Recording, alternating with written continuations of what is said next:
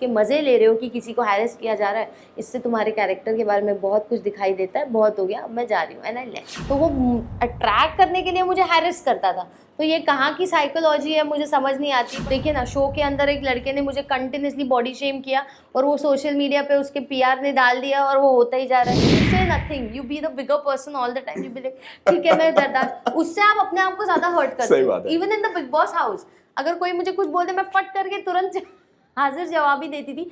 फिर मुझे अच्छा, तो मतलब बचपन से बेबी का वैसे ही हाजिर जवाब कि भाई तुम करो तो मुझे छेड़ो, फिर मैं तुम्हें दिखाती हूँ बेबी का मुझे तुम इतना करो मैं इतना कर दूंगी, मैं ऐसी थी बचपन से ही। तो बस छेड़ के दिखा मुझे। फिर तो लोग डरते होंगे आपसे कि भाई लंबे रोज से। मुझे डॉन और गुंडी ये टैग मिले मेरे स्कूल और प्रोफेशनल कॉलेज डेंटल स्कूल में मुझे डॉन बुलाया जाता था। तो काफ़ी डर बैठा रहता था। बट कहते हैं ना, एक स्ट्रॉन्ग वुमेन से स्ट्रॉन्ग लोग ही अट्रैक्ट होते हैं। वीक लोगों का बस का काम नहीं है हमसे अट्रैक्ट होना या हमसे उलझना या हमारे साथ मोल्ड होना। We are not meant for everyone in this planet, I am sorry. फिर पहला जब ऑडिशन था तो पहला ऑडिशन कैसे मिला और कैसे मतलब पहला शो मिला, उसके बारे में हम बात करें। जिस तरीके से आपने पहले मुझे बताया भी और कई सारे इंटरव्यूज में भी आपने बात की है कि लीड करना चाहती थी लेकिन लीड नहीं मिला क्योंकि कई सारी चीजें ऐसी थी। मैं चाहूंगा कि आप खुद बताएं हमारे दर्शकों को। देखिए, मुझे मेरी बॉडी टाइप के लिए बहुत क्रिटिसाइज किया जाता था सबसे ज्यादा। अभी भी तो देखिए ना, शो के अंदर एक लड़के ने मुझे कंटिन्यूसली बॉडी शेम किया और वो सोशल मीडिया पे उसके पीआर ने डाल दिया और वो होता ही जा रहा है। तो अभी भी वो मतलब आपको जब आप में कोई कमी दिखती नहीं है ना, तो लोग आपकी बॉडी, आपका रंग, आपका नाक, आपके बाल, ये सब चीज़ें पिक करके करने की कोशिश करते हैं। लेकिन वहाँ आपकी सोच कितनी छोटी दिखाई देती है। कुछ रॉक सॉलिड, कुछ तगड़ा बोलना बॉस, जैसे मैं बोलती हूँ।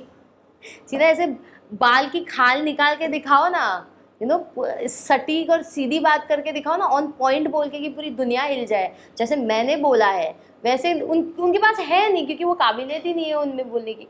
तो वो बॉडी शेमिंग था। तभी मैं वो देख रहा हूँ, मैंने जो एपिसोड जो देखे हुए हैं, जब भी उन्होंने कुछ वो बात बोली है या उन्होंने टुनटुन बोल दिया या उन्होंने कुछ और बोल दिया, तब आप ट्रिगर्ड हो गई हो। हाँ, आप चिढ़ गए हो वहाँ पे, क्योंकि वो कहीं ना कहीं वो पॉइंट है वो।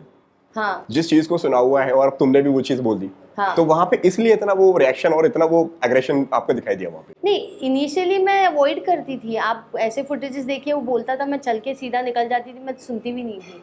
फिर वो ज़्यादा होने लगा क्योंकि वो कंटिन्यूस होने लगा और वो डेस्परेट होता था मेरे अटेंशन के लिए इन द शो। उसको पता था कि ये लड़की से ही बैठ के मुझे बातें करनी है तो ही मैं एंटरटेन हो पाऊंगा, वरना बाकी सबसे वो बोर होता था। तो वो अट्रैक्ट करने के लिए मुझे हैरेस करता था। तो ये कहाँ की साइकोलॉजी है मुझे समझ नहीं आती। बट उनकी साइकोलॉजी, उनको मुबारक कि अगर आपको किसी से बात भी करनी है तो आपकी अप्रोच इतनी गंदी है तो बदले में आपको गंद ही मिलेगी भाई साहब। आप समझ रहे हैं, आप किसी को डिसरिस्पेक्ट दोगे तो बदले में डिसरिस्पेक्ट ही मिलने वाली है। और मैं इमीडिएट रिस्पांस देने में बिलीव करती हूँ। मुझे वो बात रख कर सामने मीठा बनकर पीछे बोलने की आदत नहीं है।